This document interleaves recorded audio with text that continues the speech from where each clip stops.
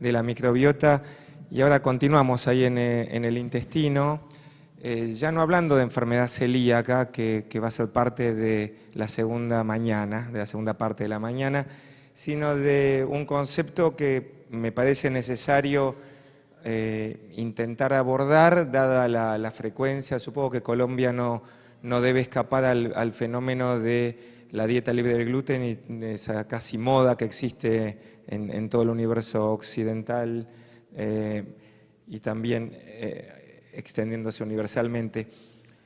Básicamente los objetivos son dos en esta charla: analizar algunas redefiniciones para ver dónde ubicamos a la sensibilidad del gluten no celíaca y considerar sus aspectos más relevantes, ¿sí?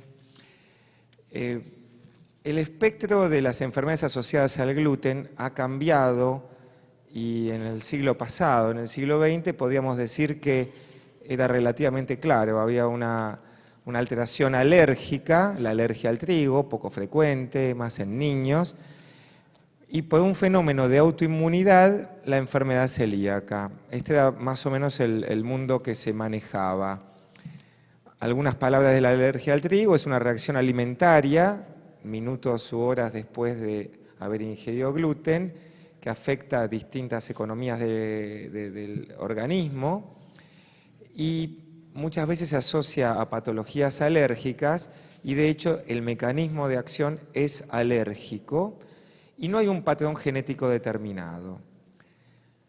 A diferencia de la alergia al trigo, la enfermedad celíaca sí tiene una conceptualización mucho más clara como una enfermedad sistémica con una inflamación crónica y con una fisiopatología autoinmune que afecta al intestino delgado, con una predisposición genética, y algunas de sus claves son su elevada prevalencia, como ven ahí, cerca del 1% de la población general, una asociación genética de casi el 100% con un patrón específico de HLA y una característica afectación enteropática con una serología específica positiva. Estas son las claves de la enfermedad celíaca. Pero entonces, de hecho, la enfermedad celíaca tiene un patrón genético determinado, un factor, una nox ambiental, con la atrofia resultante, pero esto no es suficiente. Como dijimos, la autoinmunidad y todo lo que son las alteraciones de la permeabilidad juegan un rol fundamental. Ya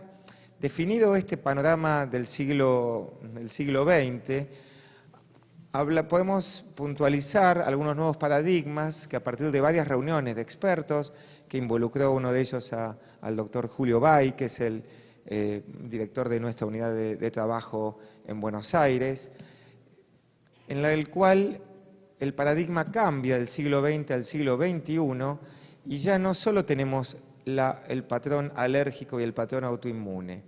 El patrón alérgico, digamos que lo que hace este consenso es identificar las distintas formas alérgicas respiratorias, alimentarias, urticarias y de ejercicio. Y en términos de la enfermedad celíaca, puntualiza lo sintomático, lo asintomático, lo potencial, la dermatitis herpetiforme y una entidad neurológica puntual que es la ataxia. Pero vamos a lo que nos ocupa en esta mañana.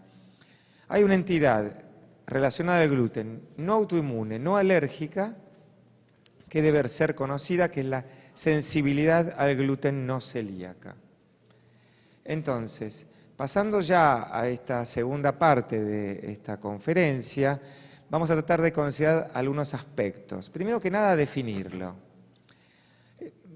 Hay un concepto original que es una condición que incluye aspectos funcionales, sintomáticos, y o cambios morfológicos, eso es la enteropatía, y o inmunológicos, con los anticuerpos que revierten cuando uno excluye la dieta sin gluten. Pero para ir un poquito más a la vida real y llevarnos a qué tipo de situación estamos refiriendo, vamos a personalizarlo en una mujer de 32 años que por años viene sintiendo distensión, el bloating que nos hablaba el doctor Otero, bajo peso, fatiga, síntomas que padecen de un intestino irritable y una discreta anemia ferropénica.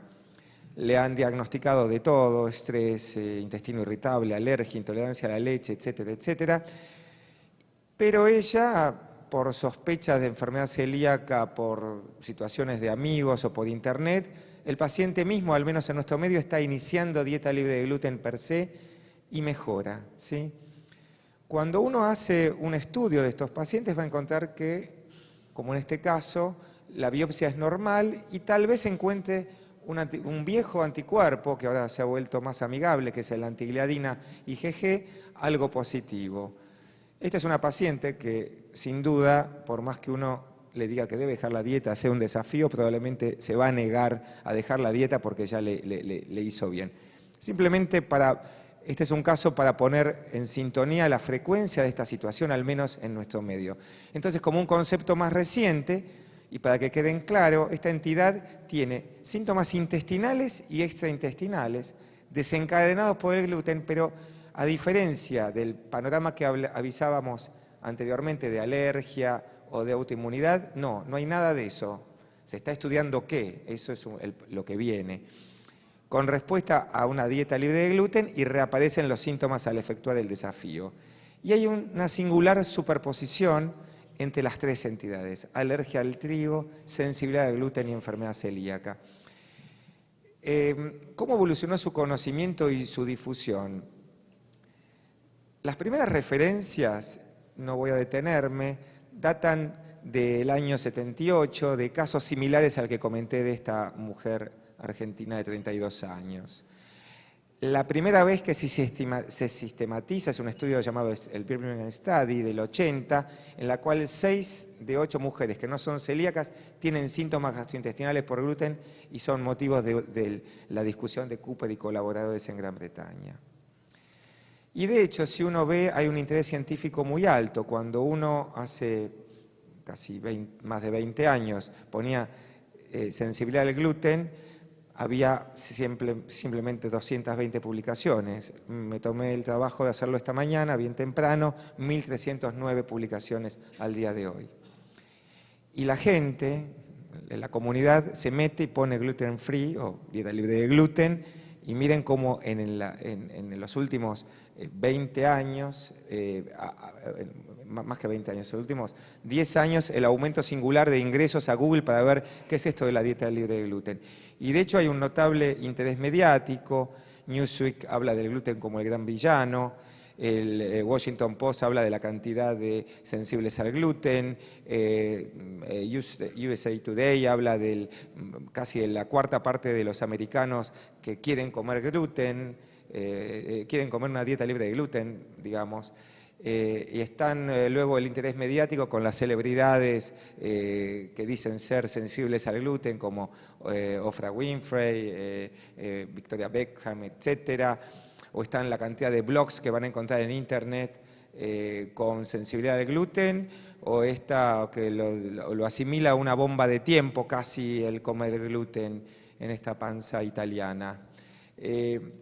Entonces, pero en realidad detrás de todo esto está la industria, porque si uno analiza las ventas y el creciente interés del mercado, veamos que el mercado de dieta libre de gluten pasó a tasas, como se decía, tasas chinas, tasas enormes, con ventas minoristas que crecieron en millones y millones de dólares, y este es un tema que involucra no solo a médicos, sino surgen indicaciones no médicas. En Estados Unidos hay 3 millones de pacientes con enfermedad celíaca, pero hay muchísimos más, hay 15 millones más o menos que están haciendo dieta libre de gluten. Hay algunos trastornos que sí deben recibir dieta libre de gluten, como son sensibles al gluten, alérgicos u otros trastornos asociados. Pero sin duda la moda saludable, como pongo allí, es uno de los fenómenos que moviliza el mercado. Avanzando en esta charla, podemos comentar acerca de la epidemiología, que la alergia al trigo es verdaderamente infrecuente, 0.1%. Calculamos, y después lo veremos en el segundo segmento de la mañana, una epidemiología mundial de 1% de enfermos celíacos, pero acá está también el interés del conocimiento, de lo académico y también de la industria, el posible 6% de pacientes sensibles al gluten, que es un mercado significativo para los alimentos libres de gluten. Como les dije, aproximadamente se cree que son consumidores ocasionales de dieta sin gluten un 15% de la población americana. Y ya yendo a los aspectos clínicos, podemos comentar que hay aspectos muy semejantes al síndrome intestino irritable y rasgos clínicos más definidos. Los síntomas digestivos pueden ser similares al intestino irritable y de hecho hay una superposición, y se habla de esta tierra de nadie, entre la sensibilidad al gluten, la enfermedad celíaca y la enfermedad, el síndrome de intestino irritable y la sensibilidad al gluten, perdón, también revisitado por Sanders en 2010 este concepto, y un estudio muy interesante de Wyszynski y colaboradores, en el cual en 39 pacientes se determinó que el gluten causa síntomas en pacientes que no son celíacos, síntomas gastrointestinales, y es un estudio doble ciego, randomizado y controlado por placebo, en estos pacientes que sin duda con el gluten empeoraron frente a lo que sucedía en todas las dimensiones de sintomáticas. Cuando hablamos también de síntomas generales, estamos hablando de letargia, astenia, migraña, mialgias, etc. Y aquí tenemos una casuística de un grupo italiano que analizó 842 pacientes y vemos a su izquierda los síntomas digestivos, dolor, distensión y diarrea y sus frecuencias, y a la derecha los síntomas más generales, podríamos decir. Y algunos rasgos más definidos y de mucho impacto son aquellos psiquiátricos y neurológicos. Esquizofrenia, psicosis, depresión, rigidez progresiva, déficit de atención y tal vez autismo han sido asociados a sensibilidad al gluten. Y estas entidades neurológicas de mayor interés, aunque deberíamos excluir a la ataxia por gluten, que ya hoy por hoy tiene unos patrones tan característicos que son casi similares, uno podría estar hablando de una verdadera enfermedad celíaca. La serología nos ha deparado sorpresas, que es que si bien no hay marcadores serológicos específicos, hay todos los anticuerpos que en la enfermedad celíaca son positivos, en este caso son negativos. Hay un verdadero reverdecer de estos anticuerpos antigliadina, AGA y IgG, que los habíamos desestimado por su baja sensibilidad y especificidad, pero que como vemos en este estudio italiano, tiene una importancia singular, y vamos a ver que aquí a la derecha, cómo estos anticuerpos sí son claramente positivos en enfermos celíacos, pero también más de la mitad de ellos nos están indicando que son sensibles al gluten. En términos de anatomía patológica, este paciente tiene que tener sí o sí una biopsia normal, si no pasa a ser un celíaco. A lo sumo puede tener una cierta linfocitosis, que saben ustedes tienen muchas otras causas, o sea, un grado 1 tal vez. Pero si tenemos de un grado 2 en adelante, ese paciente pasa a ser un paciente celíaco. Y para ir finalizando, algunas claves diagnósticas. Entonces, muchos de estos pacientes parecen tener como si fuera un colon irritable. No saben tener, a diferencia de la enfermedad celíaca, enfermedades autoinmunes asociadas. Los marcadores, como les dije, son negativos, excepto los anticuerpos antigliadina que llamamos clásicos. Como patrón genético, tan solo la mitad de los pacientes pueden llegar a tener un patrón que presentan los pacientes celíacos. No deben tener patrones de alergia ni test positivos para alérgicos, por si no pasan a ser alérgicos al trigo. Su biopsia debe ser grado 0, normal, o a lo sumo con una linfocitosis intraepitelial, grado 1. Si uno excluye el gluten de la dieta, deben mejorar, y cuando hace el desafío, deben empeorar y reproducir sus síntomas.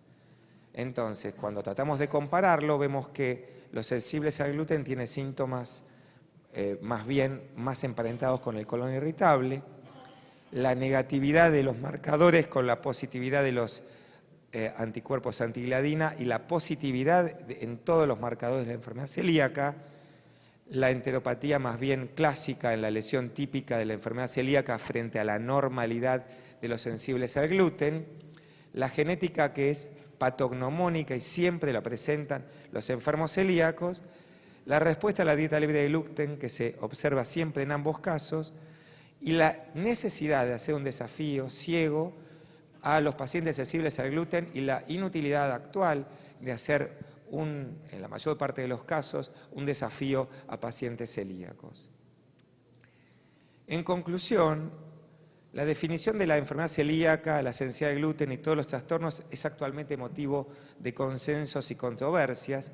Esta entidad sensible al gluten es compleja, interesante y parece tener una prevalencia muy notable, y hay numerosos estudios que están en curso para tratar de aclarar toda esta situación. Las preguntas que nos tienen que responder estos estudios serán si podemos encontrar algún biomarcador específico como tiene la enfermedad celíaca, si siempre vamos a tener que requerir hacer un desafío con gluten y con placebo, y también cuál es la historia natural de estos pacientes, al igual que los celíacos convencionales terminan teniendo complicaciones. En verdad no lo sabemos. Antes de agradecerle, quiero hacerles mención a que noviembre sin duda va a ser un mes muy interesante en lo académico, porque he visto que en Cartagena, en términos de enfermedades del intestino delgado, hay un evento muy singular que tiene una enorme difusión, entiendo, aquí en vuestro país y en toda la región. Un poquito antes, para el que le quede alguna posibilidad, tenemos un simposio latinoamericano de enfermedad celíaca el 10 y el 11 de noviembre en Buenos Aires, para los que los conocen, en un sitio muy bonito, en lo que se llama Puerto Madero. Así que en ese sentido los esperamos con mucho interés, con mucho entusiasmo. Y bueno, nuevamente muchas gracias a las autoridades de la mesa y a las autoridades generales de ACADI. Hasta luego. Muchísimas gracias, doctor Smith, con esta conferencia de un tema tan complicado, tan frecuente.